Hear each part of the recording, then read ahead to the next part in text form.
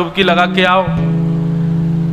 तो अपनी सुनीति रूपी पत्नी की बात मान करके उठ जाते हैं बिस्तर पर, और जैसे उठ करके बस उठने का मन बनाते हैं, फिर दूसरी पत्नी आती है, एक बार समय देख लो फोन में कितना हुआ है।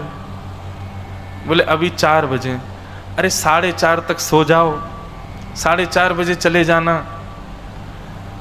तो उसकी बात मान करके हम फिर सो जाते हैं, और फिर सो करके थोड़ी देर लगा देते हैं। बोले नहीं, बुद्धि रूप दोनों पत्नियां है ना, तो मति रूपी पत्नी कहती है नहीं अलार्म लगा के सोना है तो आधे घंटे के लिए, जल्दी उठना, 4:30 बजे जाना है तुमको। सो जाते हैं। 4:30 बजे फिर बजा, फिर उठ के बैठ गए।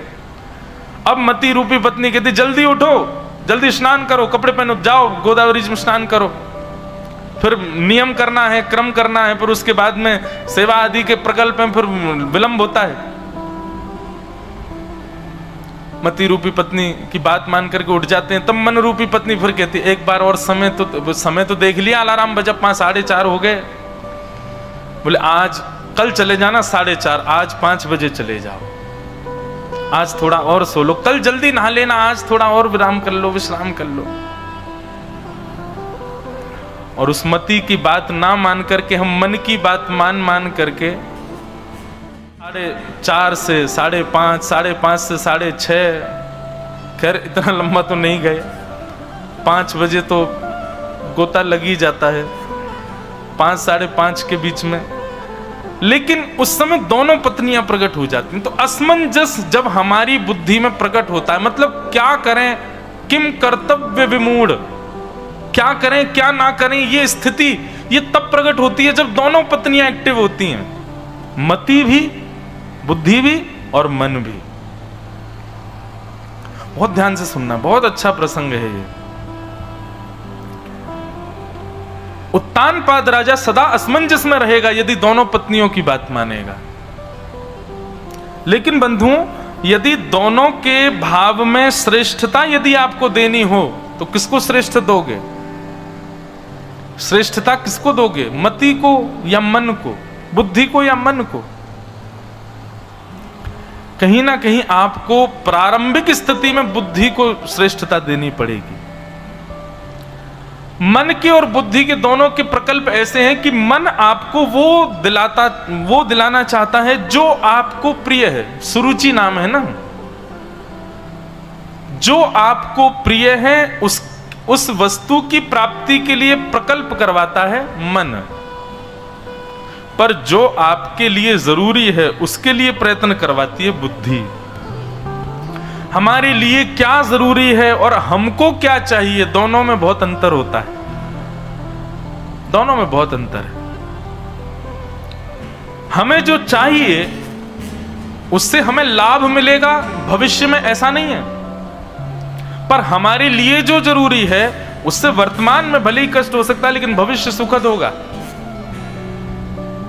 इस प्रकार मति और बुद्धि, मति मतलब बुद्धि और मन, ये दोनों असमंजस प्रकट करते हैं।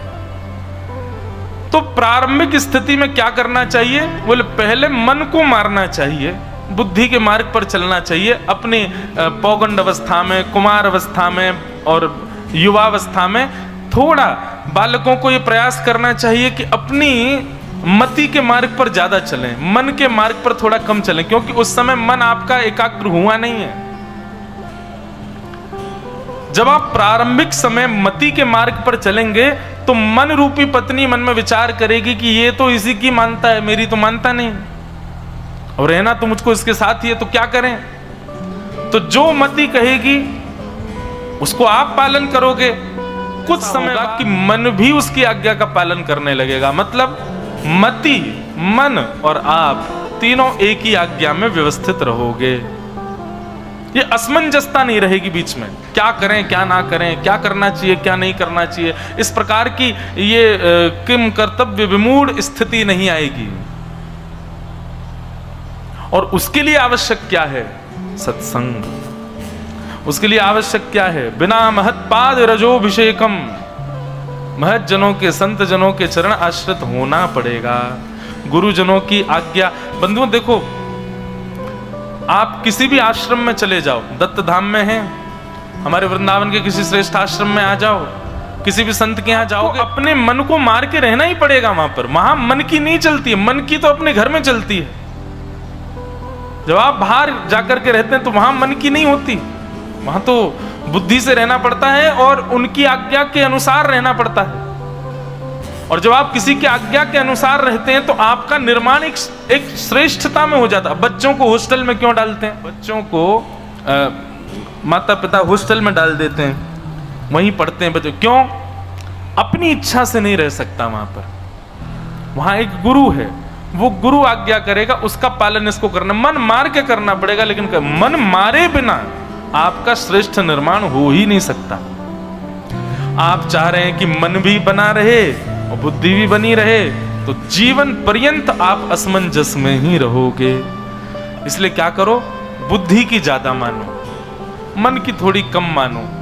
एक समय ऐसा आएगा कि मन और बुद्धि दोनों एक हो जाएंगे, और जिस दिन मन बुद्धि एक हो जाए उस दिन आप वैष्णव हो जाओगे, उस दिन आप आध्यात्मिक हो जाओगे, उस दिन आप भक्ति पथ के पथिक हो जाओगे।